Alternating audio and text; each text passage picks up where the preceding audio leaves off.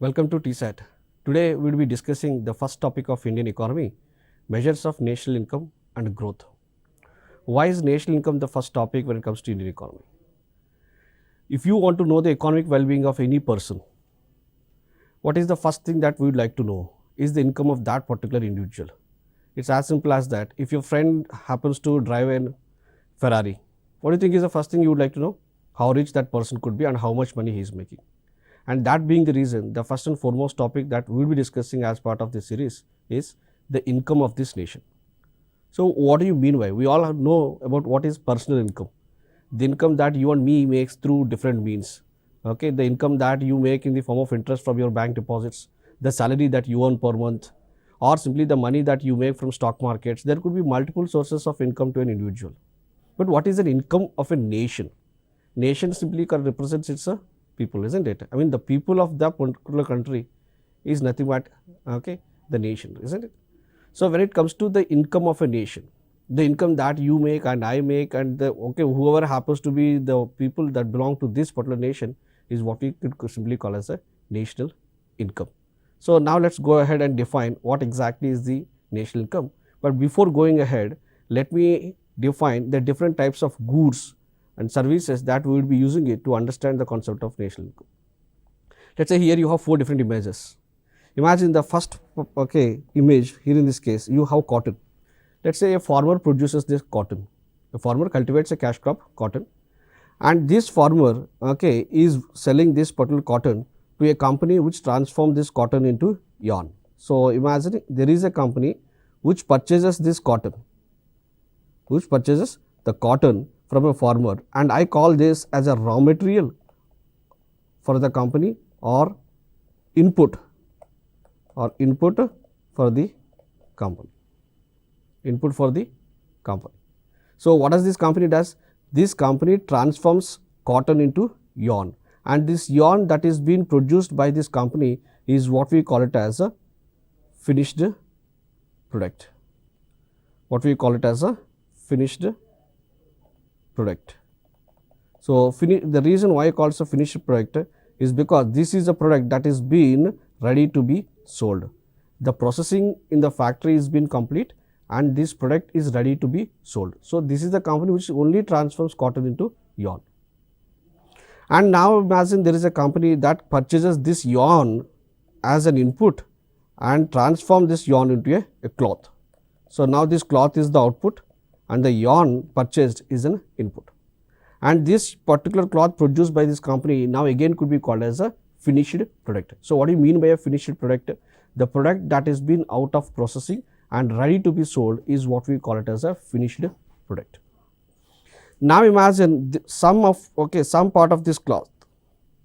Let's say out of this entire cloth, let's say some 4 or 5 pieces are being purchased by an individual like you or me. Imagine an individual like you or me purchase some 5 pieces of cloth. And why do you buy this cloth? To get it stitched and turn it into a garment, isn't it? So we wanted to get it stitched. So why would an individual buy a cloth? To get it stitched for his clothing. And let's say some part of this cloth has been purchased by a company. Just imagine any company, any shirts or trouser making company, and that company's job is to transform this cloth into a trouser or a shirt, and it would sell this final output, that is the shirt, in the market. Now if you look at that particular piece of cloth that you or me who purchased for the sake of getting it stitched and using it for ourselves, we call that particular pieces of cloth as a final good. Whereas those pieces of cloth that has been purchased by a company for the sake of transforming into a shirt and selling in the market is what we call it as intermediate good. So now I hope you understand the difference between a final good and an intermediate good. A final good is a good that is meant for final consumption. A final good is simply a good that is meant for final consumption, whereas an intermediate good is a good that gets transformed into a finished product or some final good. So the reason why the same piece of cloth when I purchase is called as a final good, when it is purchased by a company is called as an intermediate good is simple. The company is transforming this cotton into a shirt, and that is the final good, that is the shirt, okay, is what is being sold by the company to the market. So, the same cloth which is finished good could be called as final good if it is meant for final consumption, and it is called as intermediate good if it is further used in a process of any economic activity. So, now let us go ahead and let us look at the other type of goods. Now, here in this case, imagine if you have a shirt, and here in this case you have a printing machine.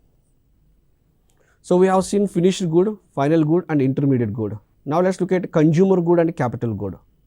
A consumer good is the good that is meant for consumption by households like you and me. So, the pen I am using could be called as a consumer good. The shirt I am wearing is a consumer good. The mobile phone you and me purchasing is a consumer good. But whereas capital good, like here in this case the printer, is called as a capital good because this is a good that is used to produce any other goods and services. So, here in this case this printer is used to print books. Then you might be asking, what is the difference between intermediate good and a capital good? An intermediate good is the good that is exhausted in the process of production. Let us say, imagine if you are buying some tea powder from a branded outlet. The tea powder that we purchase from an outlet is what we call as a final good. If a tea stall owner buys the same tea powder, it is called as an intermediate good because he transforms the tea or he uses the tea powder to make a final good or to make a finished product that is nothing but a tea. So, that tea powder used by or purchased by the tea stall guy is an intermediate good. That same tea powder that you or me purchasing from the outlet could be called as a final good. Then how is this tea powder? Because the tea powder in this case, the intermediate good is also used to produce some other good. Similarly, a printer is also used to produce books. So, both the goods are used to produce various other goods. Then what's the difference between intermediate good and a capital good? Intermediate goods are the goods that are consumed or that are exhausted in the process of production. That means the tea powder that is used to produce a tea could no longer be used for, you cannot use the same tea powder for making the next and third and fourth tea, right? But whereas the stove that the tea stall guy uses to make the tea could be used for n number of times. Similarly, this printer or the copier could be used n number of times. You don't print only one copy using a printer, right?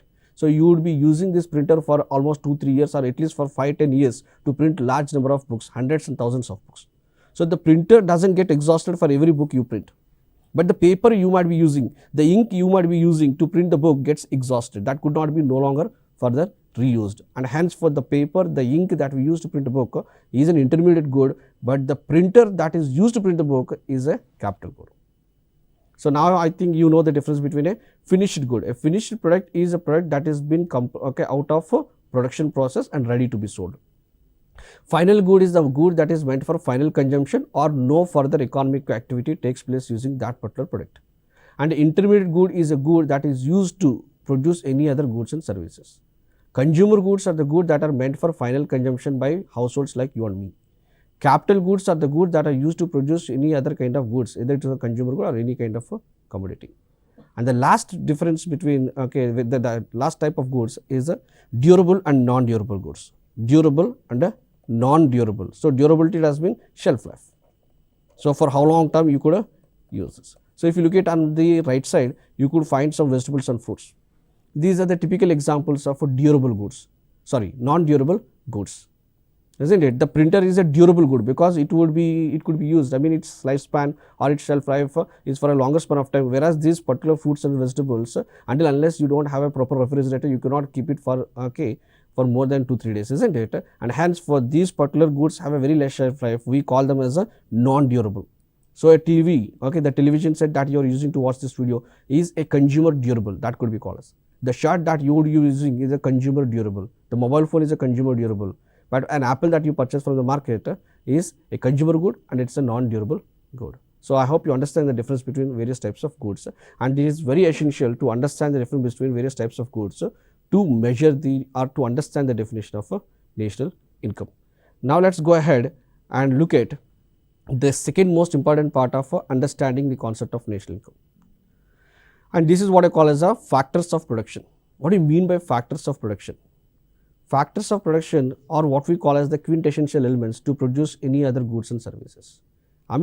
If you want to produce any marker, a chalk piece, anything, no matter whatever the commodity that we will produce, a good or a service, the most essential elements required to produce these goods and services is what we call factors of production, or you could call them as a means of production.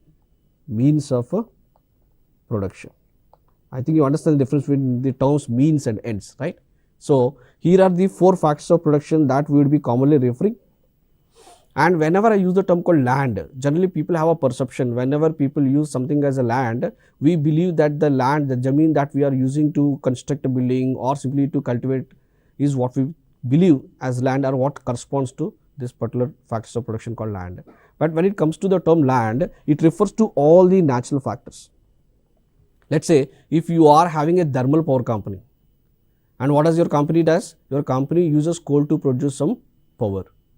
So, your company requires land for the power plant, and similarly your company also requires coal to convert this coal into electricity, isn't it? So, the coal you use, the land upon which you build the factory, everything would be generally referred as one factor of production, that is nothing but a land. So, land does not correspond to only the jameen that we are being using it, isn't it? So, anything that is available from the nature is what we happen to represent through a term called land. And when it comes to the second most important, labor.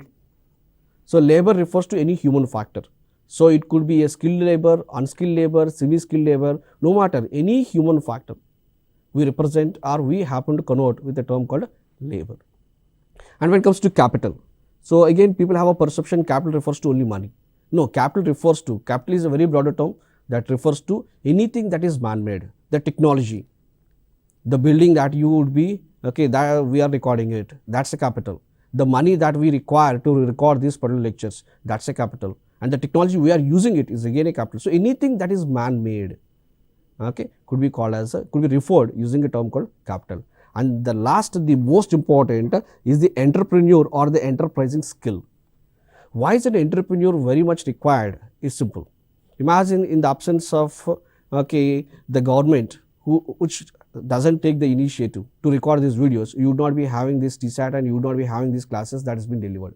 So, someone gonna take the initiative, someone need to take the initiative, isn't it? If there was no such company or no particular businessman, okay, you would not be having these goods and services produced, isn't it? The particular television set we are using, if that company doesn't do this, or the owner of the company doesn't mobilize the resources, we would not be having this kind of a output. So, that is the basic reason an entrepreneur or enterprising skill is of utmost important to produce any types of goods and services.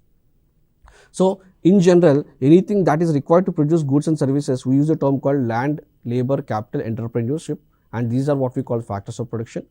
And when these factors of production are employed, these particular owners of the factors of production do need to be compensated.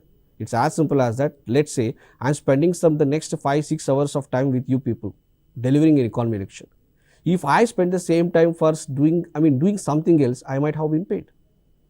But leaving that opportunity, I am taking the classes for you. So, henceforth I need to be compensated for the 3-4 hours of time I am giving it to you people. And that compensation one gets paid is what I call as a factor income. And don't you consider myself as a labor? So, I am a human being and I am delivering a lecture and I need to be compensated for the time I am simply giving it to you people. And that compensation that I get paid is what I could refer as a wage or a salary. If I am a salaried employee of this TSAT, then I could call it the money they are paying to me as a salary. Similarly, if I am using someone's land to construct a factory, or if I have taken someone's land for a lease to build a factory, then I need to compensate the owner of the land, because if the same land would have been cultivated by the farmer, it would have been yielding certain amount of output for him, isn't it? So, if you employ the factors of production, these owners of factors of production need to be compensated. And that compensation you pay to the landowner is what we refer using a term called rent. And the compensation the capitalist gets paid at the one who happens to give you the money, okay, lends money, is what we call a interest. And the compensation paid to the labor is what we call as a wages. And the compensation the business person or the entrepreneur gets paid is what is called profit. So, these are the 4 factors of production on my left hand side, and these are 4 referred to as a factor income, income earned by the factors of production, or you could call a factor payments made by the entrepreneur to the respective factors of production. So, having seen the different factors of production, now let us define the national income. What do you mean by national income? The typical definition of national income is that the labor and capital of a country acting on the resources produce some output. Let's say in a country of 4 people, just imagine, to make things simple, just imagine there are 4 people in a country. Of course, this seems to be very absurd, but just imagine, let's make things simple. There are 4 people in a country, and all these 4 people together do come, do mobilize the resources in that particular country and do produce some output. And in the process of producing this output, these 4 people might have been paid. And imagine those are the 4 people who owns the land. Those are the 4 people who owns the, one person owns the land, the other person is the labor, the third person is the one who owns the capital, and the fourth person is the businessman who mobilized all these resources. Now imagine if all these 4 people come together and do produce some output. The worth of output is what we call as the output of the nation or the national product. And in the process of producing this output, maybe a pen, maybe a chocolate, maybe a shirt, no matter whatever the output they produce, in the process of producing this output, these 4 factors of production would be paid certain amount of money. And the amount of money that all these 4 factors of production gets paid is what we call as income of those 4 people. And since this nation has only 4 people, can I simply call the income of all these 4 people is nothing but the income of the nation? Isn't it? Because the nation corresponds to, represents the people, isn't it? So, income of the nation. And whatever the output they have produced, you express in terms of some market value, we call it as a national output or national product. And now let's say these people together working on the resources has produced some 100 rupees worth chocolates. If they ended up producing 100 rupees worth chocolates, does mean the output worth is 100 rupees. It does mean at what price do you think these people would be selling it to the market? 100 rupees. Whosoever buys these chocolates, what do you think is the expenditure made by the people who buys this 100 rupees for chocolates? It's going to be again rupees 100. So, if you produce an output worth 100, you are going to sell it for 100. So, the one who buys it is going to make a spending of 100 rupees for 100 rupees chocolates, isn't it? And henceforth, typically people say in any nation, the income of the nation is equal to the output of the nation or the national product, or what we call as the same thing could also be equated to national expenditure. In fact, most of you would have a doubt, how come income could be equated to expenditure? How come income could be equated to expenditure? But don't you really think that your income is someone else's expenditure? How do I make money? My money that I am making is someone else's expenditure, isn't it? And that's the basic reason. Never ever get confused how an income could be equated to expenditure, because your income is someone else's expenditure and your expenditure is going to be someone else's income. So, typically in a particular nation, whatever is the worth of output produced would always be equal to the amount of income that people make during the production process, would always be equal to the amount of money people spend upon the goods and services that these people produce. And that's the reason in any economy, you could simply say the national income is equal to the national output is equal to national expenditure. Okay. Now, let's look at the 3 different methods of measuring national income. So, since I already happen to give you the fact that in any particular economy, the national income is equal to the national output is equal to national expenditure, that's the reason we have 3 different methods of measuring national income. That is income method, output method or production method, or you could call survey. Okay, output method or production method and expenditure method. So, what do you mean by it? It's simple. Okay, what do you mean by income method? It is simply how would you calculate through income method? It is simply a sum of the factor income earned, by all the nationals or by all the people of this country. By all the people of this country. Does mean the money I make in the form of salary, the money you make in the form of interest, the money someone else is making in the form of rents, the money someone else, some profit, entrepreneur is making. So, sum of individuals income of all the people of that particular nation. Okay, if I happen to account it, then I call that is a process that is being used, and that's what we call income method. The third, let's look at the expenditure method. Expenditure method does mean whatever is the expenditure made, okay, the consumption expenditure made by the individuals, the expenditure made by the investors, the expenditure made by the government. So, whatever is the expenditure made by all those people whoever happen to expend some money or whoever make some expenditure upon various goods and services. So, some of the expenditure made upon various goods and services by all the economic agents of a country, then we could say that that particular method used as an expenditure method. And when we are spending some money upon goods and services, does mean we are spending money on the goods and services produced. So, if you sum up the value of goods and services or worth of all goods and services produced, in the economy, okay, That's what I call as the output method. So, the total worth of output that this particular nation has produced. So, that is how no matter whatever the method you use, you would be getting the same number, and that is what we could call as a national income. So, the second and the most important part of this, because these days you might be aware of the fact, since 2015 in India we started measuring the GDP using a very new method called gross value addition method. So, let us try to understand the concept of value addition. Generally people have the perception of value addition. Value addition does mean transforming some x into y, or transforming, in the previous slide I have shown you transforming cotton. Cotton has been transformed into yarn. People believe yes, cotton has changed into yarn, and yarn happened to change it to a cloth, and cloth happened to change it to a shirt or a trouser, isn't it? So, some x has been transformed to y, and that is what is the perception of many people, that this is what we call value addition. Of course, cotton has changed its form into yarn, yarn has changed its form into cloth, and cloth has been changed to a different form, that is a shirt. So, every time there is a value addition, but value addition does not necessarily mean that a good has to experience a change in form. No, the definition of value addition is the contribution of labor and capital. The contribution of labor and capital during any stage a particular product happens to undergo. That is what we call a value addition. Now, let us say the shirt has been produced by the factory, and what is the value addition of this factory? A cloth has been transformed to a shirt, that is the value addition of the factory. Now, imagine a distributor buys this particular shirt.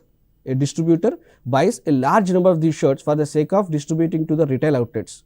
And don't you really think this distributor is again purchasing a finished product, that is nothing but a shirt? And what is that he is delivering to the market, okay, to the retailers? He is again delivering a same shirt, okay, isn't it? So, there is no change in form here in this case. It is the same shirt the distributor is purchasing from the factory is what he is selling it to the retailers. The shirt has not changed any form.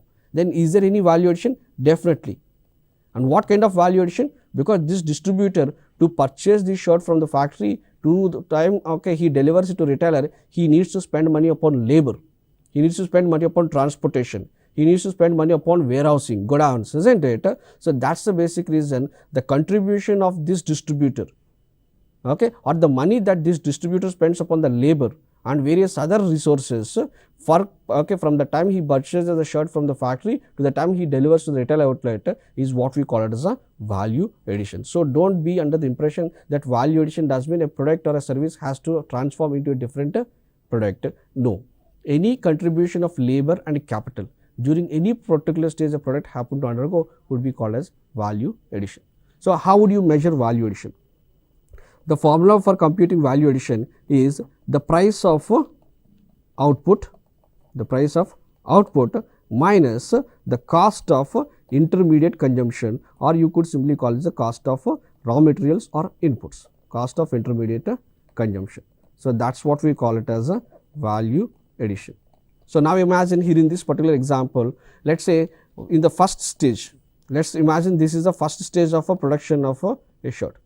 There is a company which purchased cotton worth ₹100 from a farmer, and once this company has purchased cotton worth ₹100 from a farmer, they have spent some money upon the labor and capital and transformed this cotton into yarn, and finally this yarn is what they happen to sell it at a price 200. So, what is the value addition in this stage? That is 200 rupees minus 100. So, that is what the value addition taking place in the first stage.